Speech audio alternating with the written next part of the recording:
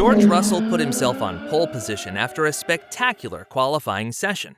No one expected that anyone would improve Sainz's lap time after he improved his own positional pole time. But with the flag out and 0 purple sectors, George Russell somehow managed to put himself on pole position, while his teammate Hamilton got stuck at 7th place after a DRS failure. Mercedes had a terrible Friday practice session, and the telemetry showed that Mercedes lost a lot of time in especially the slow and medium-speed corners to Ferrari. In the slow corners alone, Mercedes lost 0.5 seconds to Ferrari and lost out even more during the medium-speed corners of the track. The Hungaroring is notorious for its slow and medium corners, which according to the data should be going well for Mercedes. However, over and understeering Mercedes cars put them both more than a second behind Ferrari. So how has it been possible that Mercedes managed to close the gap to Ferrari and Red Bull between the Friday practice sessions and Saturday qualifying? Was Mercedes sandbagging, or did they bring more updates? Let's find out.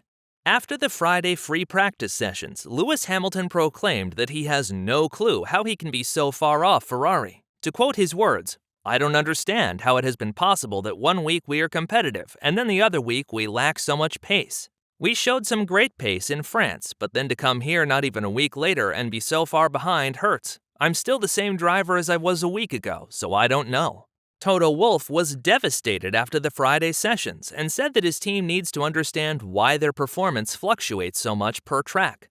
Wolff continued by saying that they so far could rely on good race pace and that they have to improve their one-lap pace. But after Friday, he was worried and confused that the gap to Ferrari was over a second in both race pace and one-lap time. But as the rain started to come down on Saturday and all the rubber was washed away, Mercedes came back alive. Already during free practice 3, which was seen under wet and intermediate conditions, it became clear that they were much closer to the front runners. Although the times were a bit flawed due to a drying track, which led to Latifi driving the fastest lap, it was evident that Mercedes solved one big piece of the puzzle: stability. Mercedes had great stability issues on Friday. Looking on the onboard cameras, it was clear that both drivers had major issues with oversteer. To better understand what caused Mercedes their issues, we first have to understand how oversteer works. Oversteer happens when the back end of the car slips out. This can have a couple reasons. The first reason can be when the driver enters a corner too fast and there isn't enough grip to get the car through the corner. The force that pushes on the side of the car is too big and the back end of the car slips away from the driver. Another reason is when there isn't enough downforce on the rear end of the car to keep the car stable when the 1,000 horsepowers of the F1 engine are used. This is often the case when a driver goes on the throttle too fast when he comes out of a corner.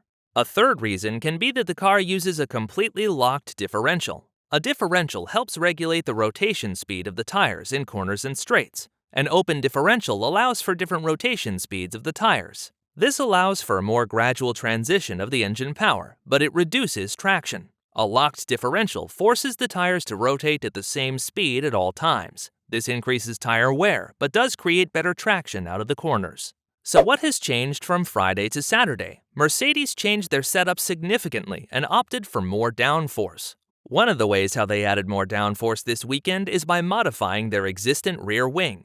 Due to the budget cap, it was financially not feasible to fabricate a new rear wing specifically for this track. Instead, Mercedes stitched the new and old sections together to create a rear wing with more downforce and drag.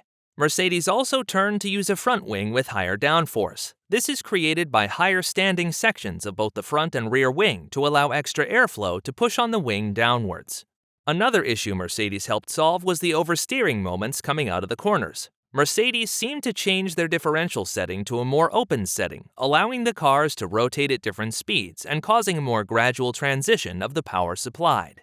But oversteer was not a great problem during the Friday sections. The Mercedes had difficulty rotating the front end of the car. The understeer resulted in slower corner speeds and a great loss of time. By adding more front wing downforce, Mercedes gave up some of its top speed, but did get a more responsive and stable car back.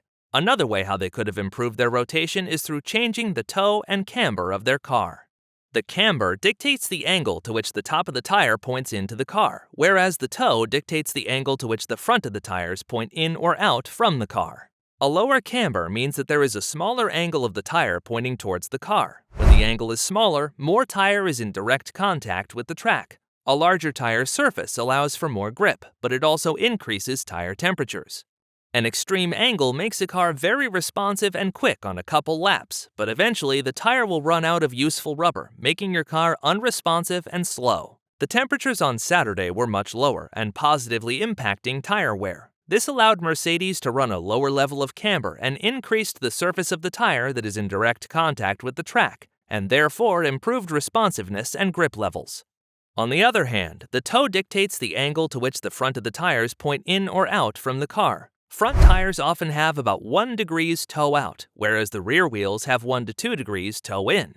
Often teams use more extreme toe in and outs on high-speed tracks. Increasing the front toe in allows for a more responsive and grip-leveled car. A crucial factor in the new setup of Mercedes was the lower track temperatures. On Friday, track temperatures reached 54 degrees Celsius, whereas on Saturday, temperatures were in the early 40s. This reduced tire temperature greatly, reducing tire degradation as well, and allows for a more aggressive setup. However, it was during the qualifying session that Mercedes gained time on Ferrari in the first and third sector, which see mainly medium-speed corners. The only sector where Ferrari gained on Russell was in the middle sector, which sees medium to high-speed corners. However, the loss was minimized and the gains in the other two sectors big enough to claim pole position. After Saturday qualifying, Wolff was so happy that he even said that he believes Mercedes is back in the title fight.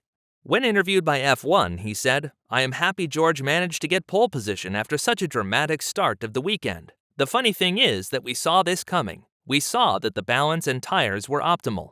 Everything came together and both drivers got the confidence. We still have a great point deficit on Max, but we won't ever give up. If we got the pace, then we still play the fun games up front." It is clear that Mercedes was far from sandbagging and that a mixture of an aggressive setup in combination with the track temperatures played into Mercedes' hand. The only thing that is still worrying is that Mercedes has great difficulty understanding their car and bringing it in the optimal window as quick as possible. Often Mercedes needs a lot of time during a Grand Prix weekend to optimize their car. However, it is clear that Mercedes is improving their race pace and one-lap time, and with more updates coming after the summer break, Mercedes is still a force to be reckoned with.